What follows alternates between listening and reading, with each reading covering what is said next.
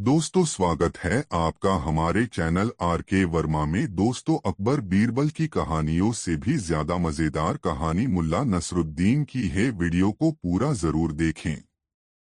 एक गरीबों का दाता। बहुत मजेदार कहानी। दीवार के पास बैठे वे सभी लोग मजलूम और जरूरतमंद थे। सभी के चेहरों पर मुर्दनी सी छाई हुई थी। अपने आप को धूल में कलाबाजियां खिला देने के एवज में जो गालियां मुल्ला नसरुद्दीन गधे को देना चाहता था, वे उसके होठों में ही रह गईं। वह उनकी ओर देखकर हंस दिया। उसने सोचा कि इससे पहले कि लोग उस पर हंसे, उसे खुद ही अपने आप पर हंसना चाहिए। इसलिए वह हंसा, ठठाकर हंसा, फिर उन लोगों की ओर आंख मारकर बोला, वाह वाह! क्या आप लोग बता सकते हैं कि मैंने कितनी कलाबाजियां खाई? भाई, मैं तो गिन नहीं सका।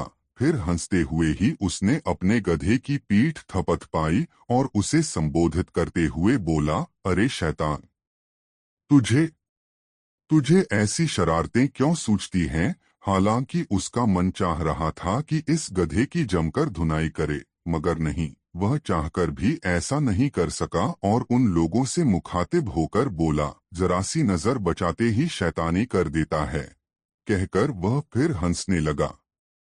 किंतु फिर एकाएक ही उसकी हंसी रुक गई, क्योंकि वहां बैठा कोई भी व्यक्ति हंसने में उसका साथ नहीं दे रहा था। औरतें वहां बच्चों को गोद में लिए जो बैठी थीं, वे रो रही थीं। मर्दों के चेहरे ऐसे लग रहे थे मानो वे भी रोते रहे हों और अब उनके आंसू सूख गए हों। यह सब देखकर मुल्ला नसरुद्दीन को समझते देर नहीं लगी कि यहाँ अवश्य ही कुछ दाल में काला है। आंख चेहरे पर गंभीरता का आवरण डालकर वह उनकी ओर बढ़ा और झुर्रियोंदार चेहरे और सन जैसे सफेद बालों वाले एक बूढ़े से मुखातिब होकर बोला, बुजुर्गवार, आखिर माजरा क्या है? यहाँ बैठे सभी लोगों के चेहरों पर इतनी उदासी क्यों है? और ये औरतें, बच्चों को कलेजे से चिपकाए ये औरतें क्यों रो रही हैं? इस धूल और गर्द भरी दोपहरी में क्या यह बेहतर न होता कि आप लोग अपने अपने घरों की ठंडी छाव में बैठते, वहां आराम करते? जिस वृद्ध को मुल्ला नसरुद्दीन ने संबोधित किया, वह गमजदा लहजे में बोला, ए रहमदिल मुसाफिर, घरों में बैठना उन्हें नसीब होता है जिनके पास अपने घर हों। ए खुदा के नेक बंदे, हम तुझे क्या बताएं, हमारी परेशानियों और मुसीबतों का कोई अंत नहीं है।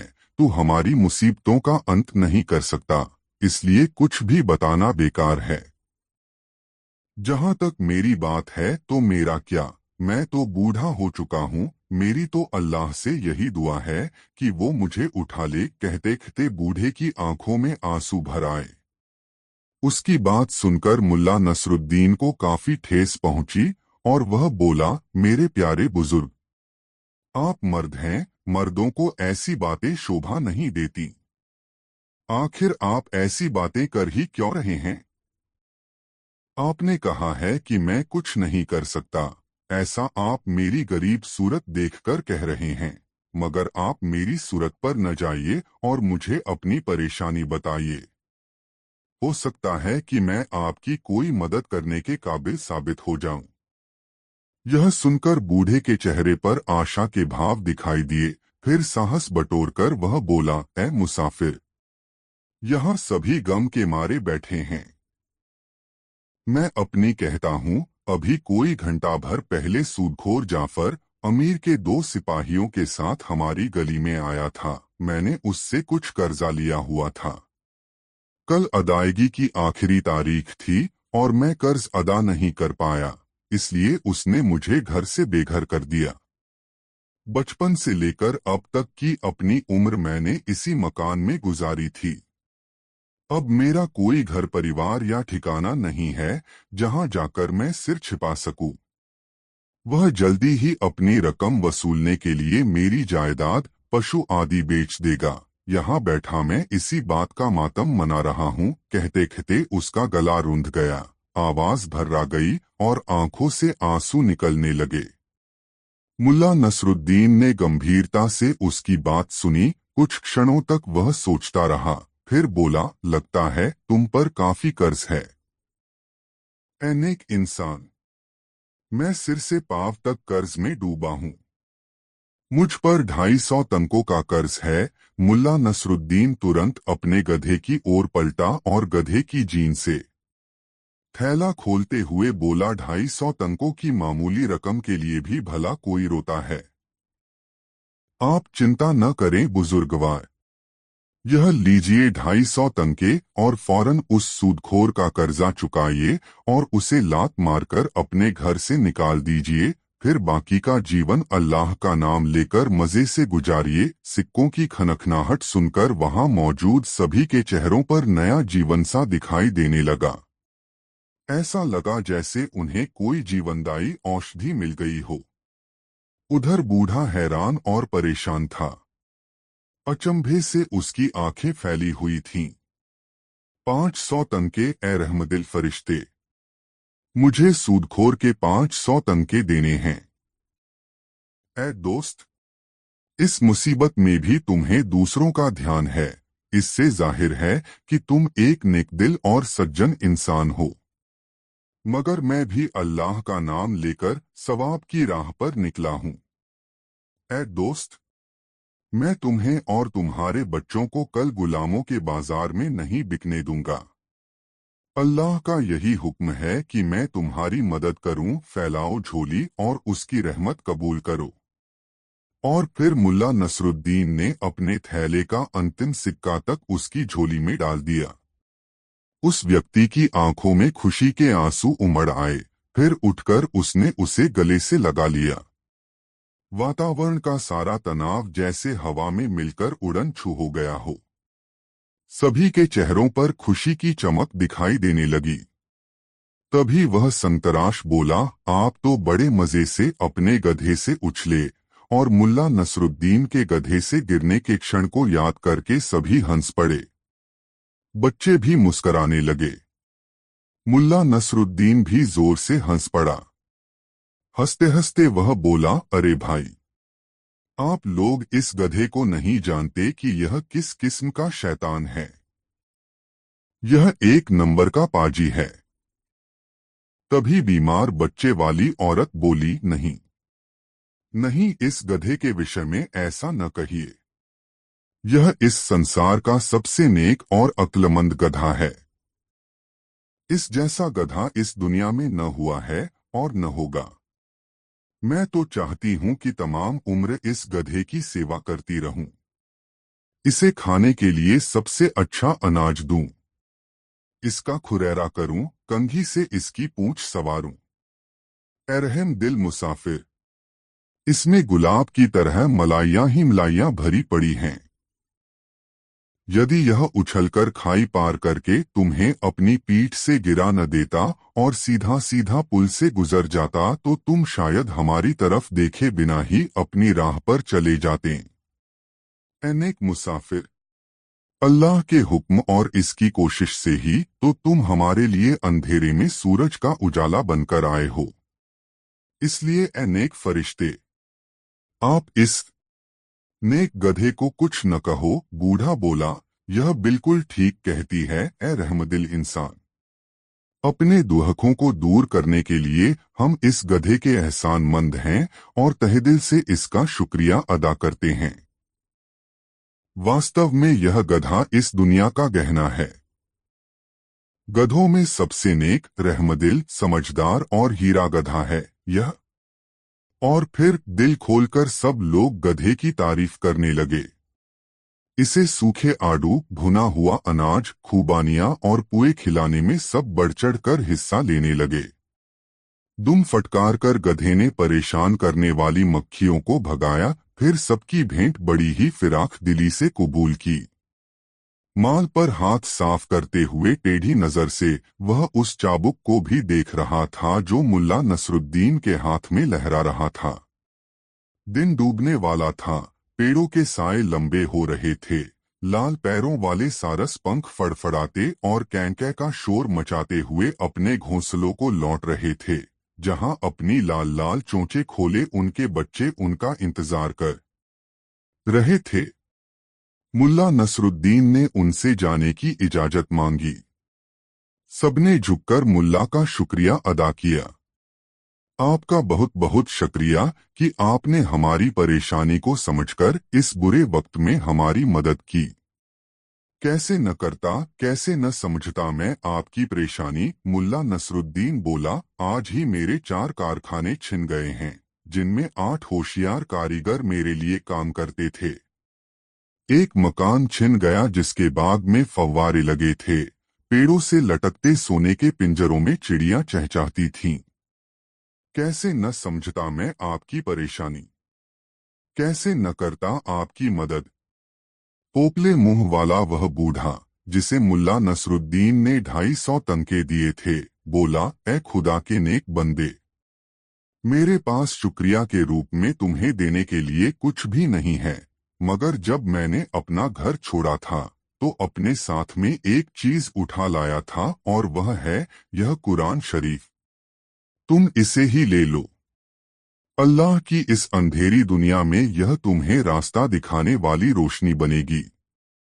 हालांकि नसरुद्दीन के लिए मजहबी किताबें कोई अहमियत नहीं रखती थीं, मगर फिर भी बूढ़े के दिल को ठेस न लगे, यही सोचकर उसने वह किताब ले ली और उसे जीन में लगे थैले में डाल लिया। फिर कूदकर अपने गधे पर सवार हो गया। तभी वहां उपस्थित लोगों को कुछ याद आया। चौंककर संतराश ने पूछा, आपका नाम? कम से कम अपना नाम तो बताओ ए फरिश्ते, हमें इतना तो पता चलना ही चाहिए कि हम इबादत में किसके लिए दुआ मांगे।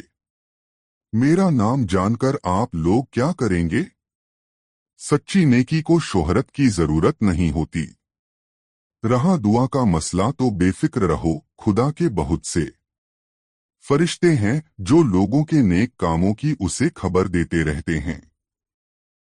फरिश्ते ही अगर काहिल, निकम्मे और लापरवाह हुए या नर्म बादलों में सोते रहे तो आपकी इबादत का कोई भी असर न होगा, क्योंकि ईमान वाले लोगों से बात पक्की कराए बिना सबकी बातों पर यकीन करना अल्लाह के नजदीक अच्छा नहीं। अच्छा, अलविदा कहकर उसने गधे को ऐड लगाई और सरपट दौड़ाता हुआ गली के मोड़ पर जाकर गायब हो गया। दोस्तों, कहानी कैसी लगी कमेंट में जरूर बताएं और वीडियो को एक लाइक जरूर कर दे। दो मुल्ला के ख्याली पुलाव मजेदार कहानी। अपने गधे पर सवार मुल्ला नसरुद्दीन चला जा रहा था। कहाँ जा रहा था यह उसे खुद पता नहीं था। वह तो गधे की पीठ पर बैठा ख्याली पुलाव पका रहा था। मैं 4 दुकानें खरीदूंगा, एक कुम्हार की, एक जीन साज की, एक दर्जी की और एक मोची की। हर दुकान में 2 कारीगर रखूंगा, बस। अपना काम तो सिर्फ पैसा बटोरना, बस। फिर 1-2 साल में ही रईस बन जाऊंगा। मकान, हाँ, मकान भी तो खरीदूंगा। उसमें एक बाग भी होगा। बाग में फव्वारे होंगे, पेड़ होंगे, पौधे होंगे, पेड़ों पर पिंजरे लटके होंगे जिनमें चिड़ियां चहचहा रही होंगी। शादी, अरे हाँ भाई, शादी भी करूंगा। ज्यादा नहीं, बस 2 शादियां करूंगा। हर बीवी से 3 या 4 लड़के होंगे। वाह, मजा आ जाएगा। फिर उनकी शादियां। अपने ही विचारों में गुम मुल्ला नसरुद्दीन को दीन दुनिया की कोई खबर ही नहीं थी। उसका गधा किस ओर जा रहा था इसका भी उसे कोई इल्म नहीं था। वह तो बस अपने ख्यालों की दुनिया में खोया हुआ था। उसका गधा भी मालिक को लापरवाह जानकर अपनी बदकारी पर उतर आया था। सामने ही एक छोटी सी खाई पर पुल बना था, मगर वह शैतान पुल पर न जाकर दाईं ओर मुड़ गया। उसका इरादा छलांग लगाकर खाई पार करने का था, और ऐसा ही उसने किया भी। उसने अपनी चाल तेज की और दौड़कर छलांग लगा दी। उधर मुल्ला नसरुद्दीन अपने लड़कों के ख्याल में उलझा हुआ था। जब लड़के बड़े हो जाएंगे तो मैं उन्हें बुलाकर, अरे ये मैं हवा में क्यों उड़ा जा रहा हूं या खुदा, मेरे शरीर में पंख लग गए हैं क्या? लेकिन नहीं, ऐसा कुछ नहीं था। इसका एहसास उसे तब हुआ जब वह बंदूक की गोली की भांति धरती पर आकर गिरा। उसके हलक से एक तेज चीख निकल पड़ी। उसकी आंखों के सामने सितारे से घिरकर रह गए। जल्दी ही उसे वास्तविकता का एहसास हो गया। और फिर धूल और गर्द से भरा कराहता हुआ जब वह उठा तो उसका गधा दोस्ताना अंदाज में कान हिलाता हुआ उसके करीब आकर खड़ा हो गया। दुनिया भर की मासूमियत उसके चेहरे पर झलक रही थी। उसने कुछ ऐसे अंदाज में आंखें मिचमिचाई मानो अपने मालिक से कहना चाहता हो कि आओ मेरे आका, फिर से मेरी पीठ पर बैठो। अबे नमकहराम, गुस्ताख, मेरे बाप दादाओं के नामालूम किन गुनाहों की सजा के रूप में इस जन्म में तेरा मेरा साथ बना है। या मेरे खुदा, इस लकड़बग्घे। न जाने मुल्ला नसरुद्दीन उसे अभी कितनी गालियां और देता कि तभी उसकी नजर वहीं एक टूटी हुई दीवार के पास बैठे कुछ लोगों पर पड़ी और वह खामोश हो गया। 3 दूर का चचेरा भाई। बहुत मजेदार कहानी। खुरदरे चेहरे वाले नौकर ने अपने घोड़े का रुख गली की ओर किया, फिर पलटकर नसरुद्दीन से बोला, अच्छा दोस्त, अब मैं चलता हूँ। तुम मुझे मिले ही नहीं, न जाने तुम्हें जमी खा गई या आसमान निगल गया। वैसे आज हमने बड़े सवाब का काम किया है। हाँ मेरे मेहरबान, भले और वफादार नौकर, तुम्हें सचमुच अपने मालिक की रूह की कितनी चिंता है। तुम एक दिन मुल्ला नसरुद्दीन की टक्कर के हो जाओगे। मुल्ला नसरुद्दीन का नाम सुनते ही नौकर के कान खड़े हो गए। उसकी आंखें चमकने लगीं। वह घोड़े की लगाम खींचकर तेजी से नसरुद्दीन के करीब आया और बोला, तुम उसे कैसे जानते हो? जानता कहाँ हूँ, यूं ही उसका जिक्र सुना था, मुल्ला नसरुद्दीन ने कहा, और दिल ही दिल में यह भी सोचा कि यह खुरदरा इतना सीधा नहीं है। वह उसके कुछ और करीब आ गया और बोला, तुम्हारा उससे क्या रिश्ता है? जरूर तुम उसके परिवार के किसी आदमी से परिचित हो। नहीं, ऐसी बात नहीं है। मैंने तो उसका सिर्फ नाम ही सुना है, बाकी उसके घर के किसी सदस्य से मेरा कोई संबंध नहीं है। मुल्ला नसरुद्दीन ने सहज भाव से कहा। सुनो, मैं तुम्हें एक रहस्य की बात बताता हूँ, किसी पे जाहिर न करना, मैं उसका दूर का चचेरा भाई हूँ। हम दोनों बचपन में साथ साथ ही रहते थे। नसरुद्दीन अच्छी तरह समझ गया कि वह जासूस है, अतः वह चुप रहा। खुरदरे की बात सुनकर उसने उसे गहरी नजरों से देखा जरूर, मगर किसी किस्म की कोई प्रतिक्रिया जाहिर नहीं की। वह पुनः बोला, इस जालिम अमीर ने उसके वालिद, 2 भाइयों और 2 चाचाओं को बड़ी बुरी मौत मरने पर मजबूर किया था। कैदखाने में उन पर बड़े जुल्म ढाए गए थे। इस दफा भी नसरुद्दीन चुप रहा। अमीर के सभी मंत्री पागल और सिरफिरे हैं। वह फिर बोला, इंसान के पीछे पड़े हैं जो सबका भला चाहता है। उस नेक नौकर की आंखों में लालच की चमक थी। उसका काम ही यह था कि धर्म की खिलाफत और तख्त से बगावत करने वाली विचारधारा के लोगों को वह गिरफ्तार हो जाओ और अच्छा नाम खींचो। तुम नसरुद्दीन के विषय में कुछ बोलो मेरे भाई। मैं उससे मिलने के लिए, उसके हालात जानने के लिए बेकरार हूँ।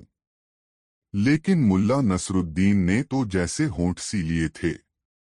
अपने अमीर के विषय में मैं क्या कहूँ, एक तीर उसने और छोड़ा, पक्के उल्लू हैं। यह भी पक्के तौर पर नहीं कहा जा सकता कि अल्लाह का वजूद है ही। मुल्ला का दिल चाहा कि उसे एक करारा जवाब दे, लेकिन उसने मुंह नहीं खोला। अब खुरदरा नौकर बिल्कुल हताश हो गया। अपनी कोई तरकीब कारगर न होते देख उसे गुस्सा आ गया। उसने न जाने किसको भद्दी सी गाली दी, फिर घोड़े को ऐड लगाकर लगभग छलांगे लगाता हुआ गली से पार हो गया। वातावरण में एक बार फिर खामोशी छा गई। घोड़े की टापों से उड़ी गर्द ही वातावरण में दिखाई दे रही थी। उसके जाने के बाद नसरुद्दीन मुस्कराया, तो मेरे संबंधी अभी भी जिंदा हैं।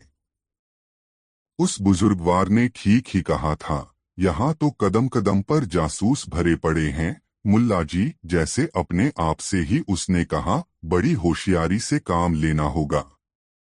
पुरानी कहावत है कि कसूरवार की जुबान सिर के साथ ही कलम की जाती है। और फिर उस दिन मुल्ला बेवजह शहर की सड़कों की खाक छानता रहा।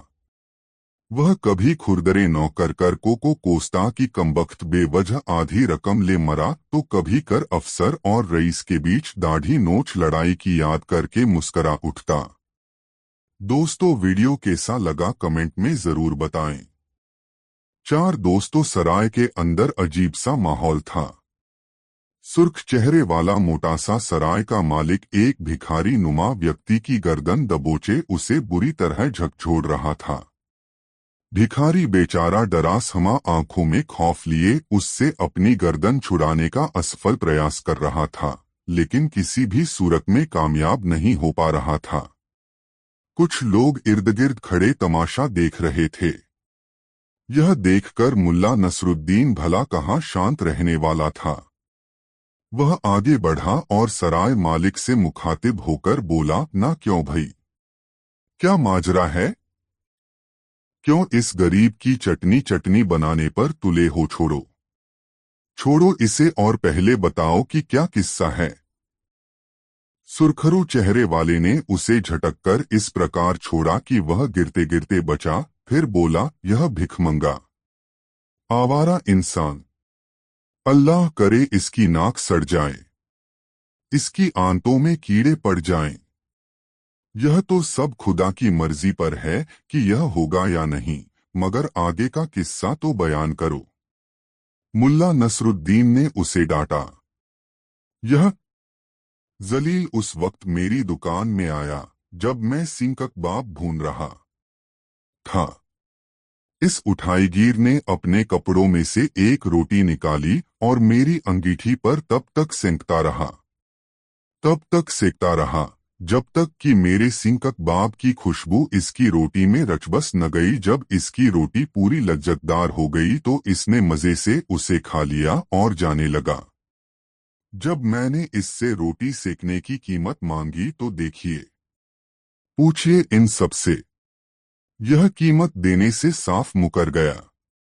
अब आप बताइए, मेरे सींग कबाब की खुशबू क्या हराम की थी जो यह रोटी में लपेटकर निगल गया। मुल्ला नसरुद्दीन की समझ में सारी बात आ गई। उसे समझते देर न लगी कि ये सुरखरू चेहरे वाला पक्का हरामी है। मन ही मन उसने सोच लिया कि इसे सबक सिखाना ही होगा। उसने उस गरीब से मुखातिब होकर पूछा, क्यों जी, क्या यह बात सच है? डर और परेशानी के मारे उसके मुंह से कोई बोल न फूटा। वह सहमा हुआ सा खड़ा एकटक उसका चेहरा देखने लगा। उसकी आंखों में ऐसे भाव थे जैसे जिबा होने से पहले बकरे की आंखों में दिखाई देते हैं। क्या तुम्हें इतना भी इल्म नहीं कि बिना कीमत चुकाए किसी की कोई भी चीज लेना गुनाह है? मुल्ला नसरुद्दीन की यह बात सुनकर सुरखरू सराय मालिक का चेहरा खिल उठा। भिखारी को संबोधित करके वह बोला, इस काबिल और इज्जतदार नेक बंदे की बात पर ध्यान दे शैतान। कुछ सुनाया नहीं तूने? मुल्ला नसरुद्दीन ने भिखारीनुमा व्यक्ति से पूछा, क्या तुम्हारे पास पैसे हैं? भिखारीनुमा व्यक्ति ने अपने लिबास में हाथ डालकर कुछ सिक्के निकालकर मुल्ला नसरुद्दीन के हाथ पर रख दिए। सराय मालिक ने अपना आधा फुट चौड़ा चर्बीदार पंजा नसरुद्दीन के आगे फैला दिया। ठहरो ठहरो, जरा तसल्ली रखो। मुल्ला नसरुद्दीन ने उसका हाथ पीछे हटा दिया और कहा, पहले जरा अपना कान मेरे करीब लाओ। सुरखरू सराय मालिक ने अपना दायां कान मुल्ला नसरुद्दीन के आगे कर दिया। मुल्ला नसरुद्दीन उसके कान के पास मुट्ठी करके सिक्के खनखनाने लगा। कैसी है इनकी खनखनाहट? बहुत खूब, बढ़िया। मजा आ गया। मुल्ला नसरुद्दीन ने सिक्के भिखारी को दे दिए और बोला, ए मेरे गरीब दोस्त, हिसाब बराबर हुआ, अब तुम जा सकते हो। क्या कहा? सराय मालिक के तेवर फौरन बदल गए। उसकी आंखें लाल होकर बाहर को उबल पड़ी। क्रोध से दहाड़ा, जा सकते हो, लेकिन मेरे पैसे तो मुझे मिले ही नहीं। ज्यादा न बनो। डॉट। इस बार मुल्ला नसरुद्दीन के गए, तुम्हें तुम्हारी खुशबू की पूरी कीमत मिल चुकी है। भी तेवर बदल। कैसे? कैसे मिल चुकी? सुरखरू चेहरे वाला चिल्लाया, फिर लोगों को संबोधित करते हुए बोला, देख रहे हैं आप लोग कैसी गुंडागर्दी हो रही है यहाँ, और आप लोग चुप हैं। ठहरो, मैं तुम्हें समझाता हूँ। आप भी सुनिए। मुल्ला नसरुद्दीन ने तमाशबीनों से कहा, हाँ, तुम्हारा हिसाब बराबर इस प्रकार हो गया दोस्त कि इसने तुम्हारे सींग कबाब की खुशबू सूंघी। सूंघी न हो? सींग कबाब खाए तो नहीं? नहीं। बदले में तुमने इसके सिक्कों की खनखनाहट सुन ली और यह भी कहा कि मजा आ गया। कहा था कि नहीं? कहा था। तो बस हिसाब बराबर। वाह वाह, मरहबा मरहूबा। लोग मुल्ला नसरुद्दीन की तारीफ करने लगे। क्या इंसाफ किया है। सराय का मालिक अग्नेय नेत्रों से मुल्ला नसरुद्दीन को घूर रहा था। इस वाकिये को सुनकर सभी जोर से हंस पड़े। मुल्ला नसरुद्दीन भी हौले हौले मुस्कुरा रहा था, हालांकि उसकी पलकें मुंदी हुई थीं। शोर ज्यादा बढ़ जाता इससे पहले ही एक व्यक्ति बोला, इतने जोर से मत हंसो वरना लोग समझ जाएंगे कि हम मुल्ला नसरुद्दीन की बातें कर रहे हैं। मुल्ला नसरुद्दीन सोच रहा था कि इन लोगों को इस घटना का कैसे पता चला। यह घटना बगदाद में नहीं बल्कि इस्तांबुल में घटी थी। फिर इन बगदादियों को इसकी भनक कैसे पड़ी। तभी मवेशियों के व्यापारी ने कहा, अब एक किस्सा मैं भी सुनाता हूँ। हाँ हाँ, सुनाओ। सुना जाता है कि फिर उसकी आंखों के सामने यह घटना फिल्म के दृश्यों की भांति सजीव हो उठी। दोस्तों, वीडियो कैसा लगा कमेंट में जरूर बताएं। 3 मौलाना हुसैन बने नसरुद्दीन। नई मजेदार कहानी। लड़ाई लगभग शांत हो चुकी थी। अधिकांश नागरिक अपने अपने घरों में जा चुके थे। सैनिक बाजार के चप्पे चप्पे पर फैल चुके थे। बहुत से लोग गिरफ्तार हुए थे। अधिकांश बाजार बंद हो चुका था। इक्का दुक्का छोटी मोटी दुकानें ही खुली हुई थीं। उधर अमीर ने दरबार की आपातकालीन सभा बुलाई हुई थी। मरघट जैसा सन्नाटा सभा में छाया हुआ था। हर छोटा बड़ा अधिकारी वहां मौजूद था, मगर सभी के चेहरों पर डर, दहशत और आशंका के साए लहरा रहे थे। अमीर अपने शानदार तख्त के सामने पीठ पर दोनों हाथ बांधे बड़ी बेचैनी से चहलकदमी कर रहे थे। एक और प्रधानमंत्री बख्तियार और अरसला बेग खड़े थे। उन दोनों के चेहरों पर फटकार सी बरस रही थी। दिल ही दिल में वे मुल्ला नसरुद्दीन को करोड़ों गालियां बक चुके थे। इसके बावजूद भी गालियों का सिलसिला जारी था। एकाएक अमीर रुके और सब पर एक दृष्टि डालकर बोले, यहाँ जो भी कुछ हुआ या हो रहा है सब आप लोगों के सामने है। अब आप लोगों की क्या राय है? इस मुसीबत से कैसे छुटकारा पाया जाए, यह सवाल हम पहली बार नहीं कर रहे हैं। सब मौन थे, कोई कुछ न बोला। सब सिर झुकाए बैठे रहे। उन्हें खामोश देखकर एकाएक अमीर की मुखमुद्रा बदल गई। उनके चेहरे पर भूकंप के से भाव दिखाई देने लगे। अब तो कई लोगों की जुबानें तालू से जा लगीं, हलक सूख सूख गए। सबसे बुरा हाल बख्तियार और अरसला बेग का था। मुल्क में अमन चैन का पूरा दारोमदार उन्हीं पर था। मगर इससे पहले कि अमीर कोई सख्त हुक्म जारी करते कि एक कर्मचारी उनके सम्मुख हाजिर हुआ और बोला, आका का इकबाल बुलंद रहे। महल के फाटक पर एक अजनबी आया हुआ है जो खुद को बगदाद का आलिम मौलाना हुसैन बताता है। उसका कहना है कि मौलाना हुसैन अमीर ने उसकी पूरी बात सुने बिना ही हुक्म दंदनाया, उन्हें अदब के साथ भीतर लाया जाए। कर्मचारी चला गया। अमीर के चेहरे का तनाव तेजी से कम होने लगा। उनके चेहरे पर विश्वास के ऐसे चिन्ह दिखाई देने लगे मानो अब उनकी सारी परेशानियां दूर होने वाली हों। कुछ देर बाद आलिम मौलाना हुसैन लगभग दौड़ता हुआ दरबार में आया। ऐ मेरे आका, इस जगत के चांद सूरज, दुनिया के सरताज, अमीर आजम, यह गुलाम आपके लिए दुआ करता हुआ रात दिन सफर करके एक बड़े खतरे से आगाह करने आया है। अमीर, मुझे बताएं कि क्या आजकल कोई नई औरत आपके जीवन में आई है या आने वाली है? क्या अमीर उससे मिले हैं? क्या कहा औरत? अमीर ने तख्त पर बैठे बैठे बेचैनी से पहलू बदला। हाँ, एक औरत लाई तो गई है, मगर हम अभी उससे मिले नहीं, बल्कि इरादा बना रहे हैं।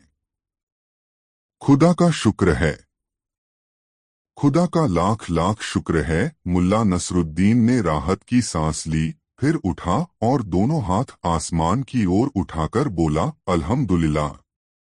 अल्लाह ने विद्वता और गंभीरता का सितारा डूबने से बचा लिया। मैं अमीर आजम को बता देना चाहता हूं कि कल रात सितारों व ग्रहों की स्थिति ऐसी थी जो कि उनके लिए काफी खतरनाक थी। इस नाचीज गुलाम ने, जो कि अमीर के कदमों की धूल चूमने के काबिल भी नहीं, सितारों की चाल देखकर यह पता लगाया है कि जब तक सितारे शुभ घरों में दाखिल न हो जाएं, तब तक अमीर को किसी भी औरत के संपर्क में नहीं आना चाहिए। साथ ही यह भी सच है कि यदि आप ज्योतिष शास्त्र की चेतावनी का अपमान करते हैं तो आपकी बर्बादी सुनिश्चित है। यह तो अल्लाह का शुक्र है कि मैं सही समय पर पहुंचकर आपको सावधान कर सका। अमीर ने बीच में ही उसे टोका, तुम कहना क्या चाहते हो मौलाना हुसैन? मुल्ला नसरुद्दीन भी अपनी किस्म के एक ही शख्स थे। पूरे आत्मविश्वास से वह बोलते चले गए, मेरे आका, मुझे इस बात की बड़ी खुशी है कि मैं ठीक समय आपको सचेत करने आ पहुंचा हूं। मैं आज के दिन अमीर को किसी औरत को छूने से रोक सका, मेरे आका। मैंने सारी प्रजा को गमगीन होने से बचा लिया। मुल्ला नसरुद्दीन प्रसन्नता और आत्मविश्वास का ऐसा प्रदर्शन कर रहा था कि अमीर को उसकी बात पर विश्वास करना ही पड़ा। जब मुझे अमीर आजम का हुक्म मिला कि मैं उन्हें अशुभ ग्रह नक्षत्रों के अनिष्टकारी प्रभाव के विषय में सचेत करूं, तो मुझे बड़ी खुशी हुई और मैं जरूरी तैयारियां करके तुरंत ही बुखारा के लिए चल दिया। मैंने चलने से कई दिन पहले अमीर की जन्मपत्री तैयार की और उसी समय से अमीर की खिदमत में जुट गया। कल जैसे ही मैंने खगोल नक्षत्रों की जांच की तो पता चला कि वे अमीर के लिए अशुभ व अनिष्टकारी राशि में हैं। सितारा अलशुला, जो डंक की अलामत है, सितारा अलकल्ब, जो दिल का सूचक है, के मुकाबले गर्दिश में है। आगे मैंने 3 सितारे अनगफ, जो कि औरत के नकाब की अलामत हैं, 2 सितारे अलिकलील, जो कि ताज की अलामत हैं, तथा 2 सितारे अशरतान, जो सींग की अलामत हैं, देखे। मुल्ला नसरुद्दीन एक पल के लिए रुका, फिर कई गहरी सांसें लीं और दरबार का जायजा लिया। सभी दम साधे उसकी बकवास सुन रहे थे। वह धारा प्रवाह इस प्रकार बोले जा रहा था मानो बहुत बड़ा आलिम हो। मैंने मंगल को देखा, जो मंगल ग्रह का दिन है, तथा यह दिन शुक्रवार के खिलाफ बड़े लोगों व अजीम शख्सियतों की मौत का सूचक है। अमीरों के लिए बड़ी ही बदशगुनी का प्रतीक है। यह सब बुर्ज और रास देखकर मैं समझ गया कि ताजपोश अमीर की मौत के डंक का खतरा बना रहेगा यदि वह किसी औरत के नकाब को छुएगा। आठ मेरे आका, मैं आपको सावधान करने की गर्ज से फौरन भागा चला आया। मैंने रात दिन दौड़ाकर 2 ऊंट मार डाले, बाद में मैं बाकी रास्ता पैदल तय करके यहाँ पहुंचा हूँ। अमीर अत्यधिक प्रभावित दिखाई देने लगे। वह बोले, मौलाना हुसैन, क्या यह सच है कि माँ दौलत पर इतना भारी खतरा मंडराया हुआ है? क्या यह बात तुम दावे से कह सकते हो? कहीं तुमसे कोई गलती तो नहीं हुई? गलती और मुझसे? तौबा तौबा हुजूरे आली। बगदाद से बुखारा तक आप एक भी शख्स ऐसा नहीं गिना सकते जो इलाज करने में या सितारों के विषय में मुझसे ज्यादा जानता हो या जो मेरी बराबरी कर सके। ए अमीरे आजम, आप अपने आलिमों से मालूम कर लें कि जन्मपत्री में मैंने सितारों को ठीक ठीक बताया है या नहीं, उनके प्रभाव की खोज ठीक से की है या नहीं। अमीर ने टेढ़ी गर्दन वाले आलिम की ओर देखा। वह बामुश्किल अपने स्थान से उठा और बोला, ज्योतिष विद्या में अद्वितीय मेरे साथी मौलाना हुसैन ने सितारों को सही सी नामांकित किया है। इससे सिद्ध होता है कि इनके इल्म पर संदेह नहीं किया जा सकता। यहाँ तक तो ठीक था, मगर इससे आगे उस टेढ़ी गर्दन वाले ने जो कुछ भी कहा, उसमें मुल्ला नसरुद्दीन को बदनीयती और जलन की बू आ रही थी। वह कह रहा था, विद्वता में सर्वोपरि मौलाना हुसैन साहब ने अमीरे आजम को चांद की 16वीं मंजिल के विषय में तथा उन राशियों के बारे में क्यों नहीं बताया जिनमें वह मंजिल आती है, क्योंकि कैफियतों के बिना यह कहना व्यर्थ है कि मंगल का दिन अजीम शख्सियतों की मौत का दिन है। इनमें ताजपोश भी शामिल है। मंगल ग्रह की मंजिल एक राशि में है, उरुज दूसरे में, ठहराव तीसरे में तथा उतार चौथे में। इसी प्रकार मंगल ग्रह के एक नहीं 4 घर हैं, लेकिन विद्वान मौलाना हुसैन साहब ने एक ही दर्शाया है। अपनी बात कहकर आलिम खतरनाक अंदाज में मुस्कराया। दरबारी लोग आपस में कानाफूसी करने लगे। वे सोच रहे थे कि नया आलिम उलझन में फंस गया है, मगर वे क्या जानते थे कि उनके सामने आलिमों का आलिम मुल्ला नसरुद्दीन खड़ा है, जिसने जीवन में कभी हार मानना नहीं सीखा। वह बिना किसी झिझक या परेशानी के बड़े ही नम्र लहजे में बोला, मेरे विद्वान व होशियार साथी, इनके इस दूसरे क्षेत्र में भले ही आप मुझसे अव्वल जानते हों, लेकिन जहां तक सितारों का सवाल है, उनके शब्दों से साफ जाहिर है कि विद्वान इब्न बज्जाके के ज्ञान से वे पूरी तरह नावाकिफ हैं। इब्न बज्जा का दावा है कि मंगल की मंजिल हमल तथा अकबर मेष व वृश्चिक की राशि में है, उसका उतार कर्क, उरुज मकर व ठहराव तुला राशि में है, लेकिन बहरसूरत वह मंगल का ही है तथा उस पर उसकी वक्र दृष्टि होने से ताजपोशों के लिए अनिष्टकारी व घातक है। इस प्रकार धारा प्रवाह रूप से बोलते वक्त मुल्ला नसरुद्दीन को इस बात की तनिक भी परवाह नहीं थी कि वह सही बोल रहा है या गलत। वह तो जानता था कि ऐसे मौकों पर बड़बोले और बातूनी लोगों की ही जीत होती है। वह आलिम के साथ भिड़ने के लिए पूरी तरह तैयार था, लेकिन आलिम उसकी चुनौती स्वीकार न कर सका। दरबारी उल्टे उसे ही घूरने लगे, क्योंकि मुल्ला नसरुद्दीन के धारा प्रवाह बोलने से वे काफी प्रभावित दिखाई दे रहे थे। यदि तुमने सभी सितारों का सही नाम व अनुभव बताया है, एकाएक ही अमीर बोल उठे, और तुम्हारी बात पूरी तरह ठीक है, तो भी हमारी समझ में एक बात नहीं आ भा रही है कि हमारी जन्मपत्री में सितारे अशर्तान कहाँ से आ गए, जो कि सींगों की अलामत निशानी हैं। मौलाना हुसैन, तुमने वास्तव में ठीक समय पर आकर हमें सचेत किया है, क्योंकि आज सवेरे ही एक जवान लड़की हमारे हरम में लाई गई है। हम उससे मिलने की तैयारी। नहीं मेरे आका, नहीं, एकाएक ही खौफजदा होते हुए मुल्ला नसरुद्दीन चीखा, उसे अपने ख्यालों से ही दूर कर दीजिए। आपके लिए तो उसके बारे में सोचना भी गुनाह है।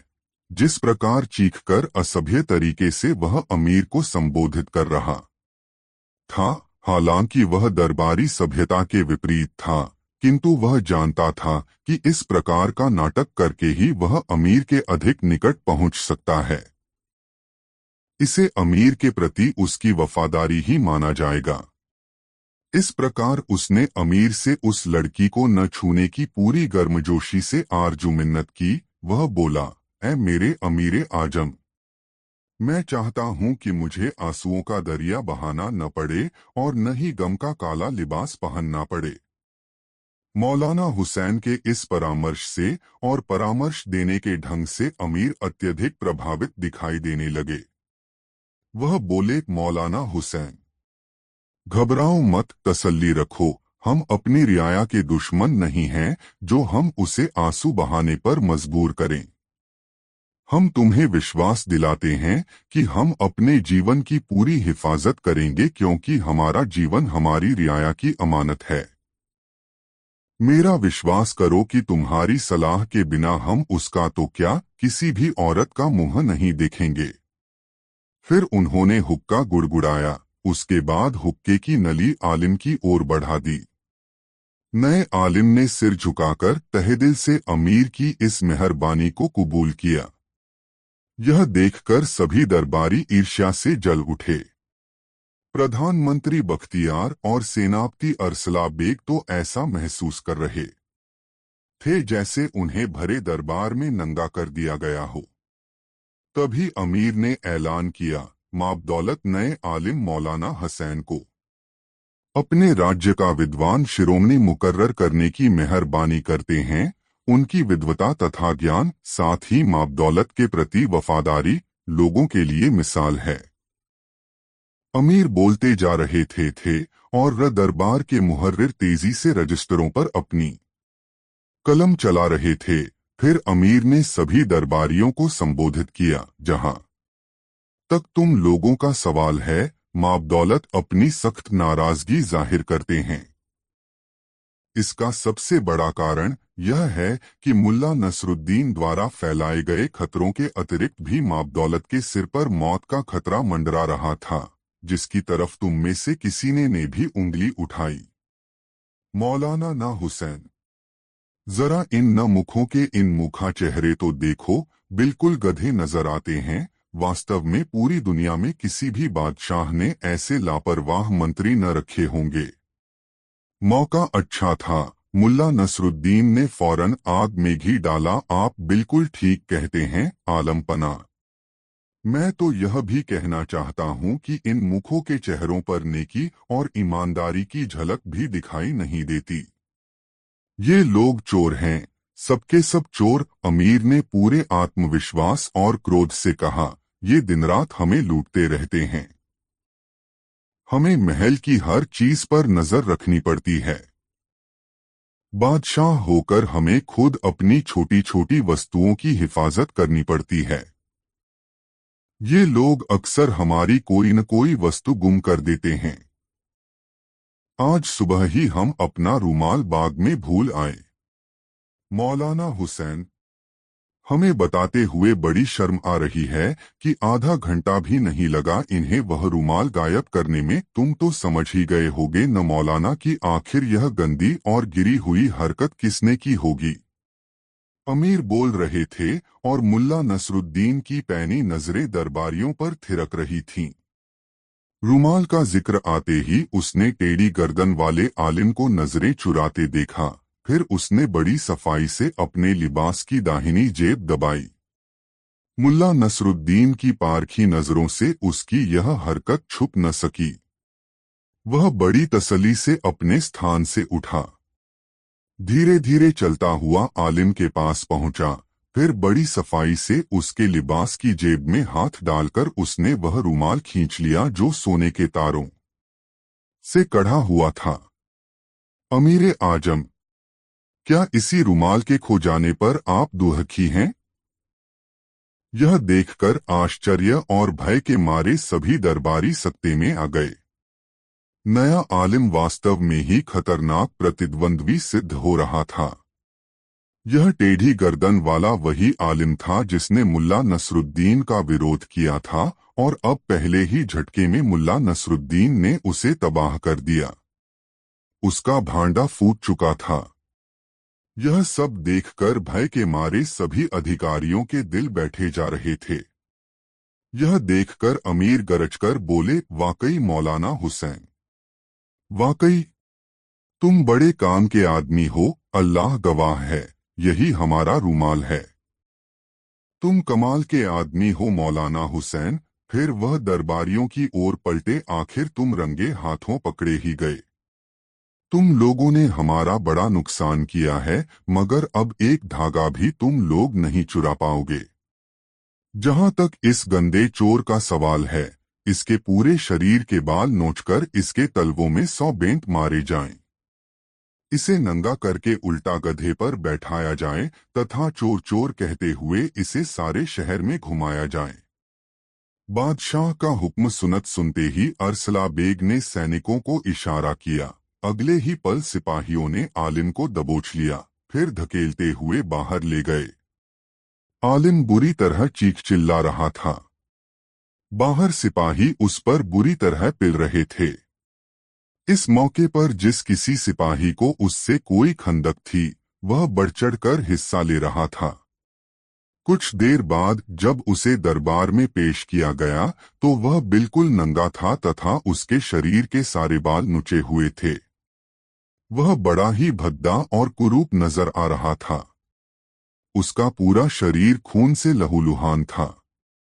ऐसा लगता था कि उसी दाढ़ी और साफे ने ही आज तक उसकी बदकारी और बदनीयती को छिपा रखा था।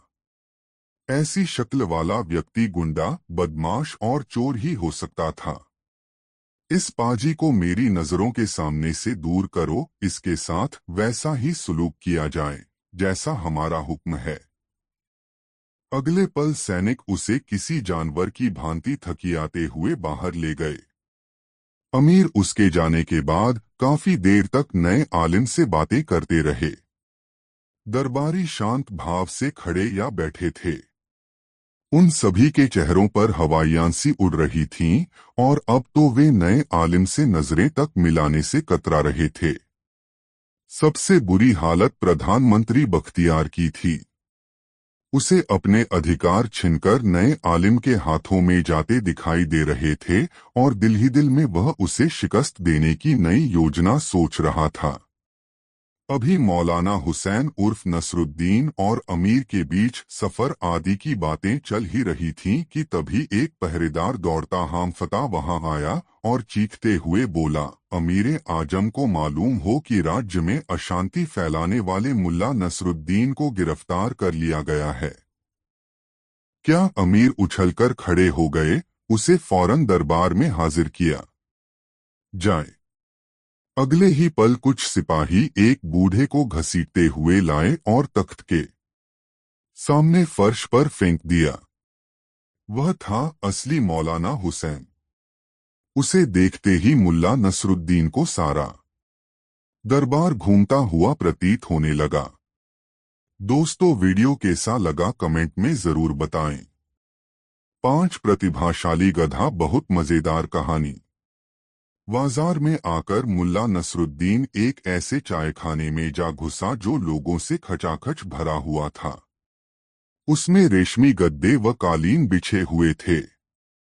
उसने अपने गधे को खूंटे से बाहर नहीं बांधा, बल्कि चायखाने में ही लेकर घुस आया। वहां मौजूद लोग आश्चर्य से उसे देखने लगे। कुछ लोगों ने नाक मुंह भी सिकोड़ा कि कैसा बेहुदा आदमी है जो गधे को ही अंदर ले आया।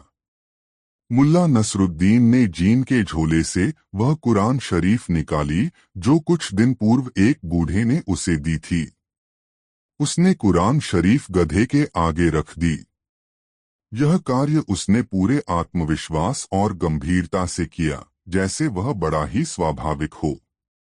चायखाने में मौजूद लोग आश्चर्य और उत्सुकता से एक दूसरे का मुंह ताकने लगे। गधा चायखाने में लकड़ी के फर्श पर अपना खुर पटकने लगा। अरे, इतनी जल्दी? मुल्ला नसरुद्दीन कुरान का पन्ना पलटते हुए बोला, तू तो जरूरत से ज्यादा समझदार हो गया है। दिन दूनी रात चौगुनी तरक्की कर रहा है बेटा। यह देखकर चाय खाने का तुंदियल मालिक फौरन उठकर उसके पास आया और बोला, सुन ए भले मानुष, क्या तुझे यह जगह गधे के लाने के लायक दिखाई देती है? और तूने यह धार्मिक ग्रंथ खोलकर इसके सामने क्यों रखा है? मेरे दोस्त, मैं इस गधे को धर्म ज्ञान सिखा रहा हूँ। मुल्ला नसरुद्दीन ने बड़े ही आत्मविश्वास से कहा, हमारा कुरान शरीफ का सबक पूरा होने वाला है। अब शीघ्र ही इसे शरीयत धर्म कानून भी पढ़ाया जाएगा।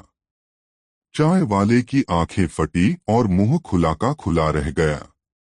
ऐसा अजूबा उसने जीवन में आज से पहले कभी नहीं देखा था। अन्य लोगों में भी कानाफूसी और भनभनाहट होने लगी। इस अजूबे को देखने और समझने के लिए बहुत से लोग उठकर खड़े हो गए। गधे ने एक बार पुनः खुर पटका। बहुत खूब, बहुत खूब। मुल्ला नसरुद्दीन ने पुनः पन्ना पलटा। मेरे बेटे, बस थोड़ी सी कसर रह गई है। तू जरूर अरबी मदरसे में उस्ताद बनने के काबिल हो जाएगा। फिर वह तमाशबीनों की तरफ पलटा। बस इसके साथ यही कमी है कि यह किताब के पन्ने नहीं पलट सकता। इस काम में इसे किसी न किसी की मदद चाहिए। ऊपर वाले ने इसे बड़ा ही जहीन बनाकर भेजा है। जनाबे आली, इसकी याददाश्त तो कमाल की है। अल्लाह से बड़ी गलती हुई जो इसे उंगलियां न बख्शीं। देखते ही देखते मुल्ला नसरुद्दीन के चारों ओर अच्छी खासी भीड़ जमा हो गई। अब मुल्ला नसरुद्दीन अपनी असलियत पर आ गया। समय कम था और उसे अभी काफी काम करना था। वह बोला, साहिबान, यह कोई साधारण गधा नहीं बल्कि शाही गधा है। हमारे अमीर का गधा है। एक रोज अमीर ने मुझे अपने पास बुलाकर कहा कि क्या तुम हमारे गधे को दीनियात सिखा सकते हो ताकि यह हमारे जैसा अक्लमंद हो जाए। मैंने गधे का दिमाग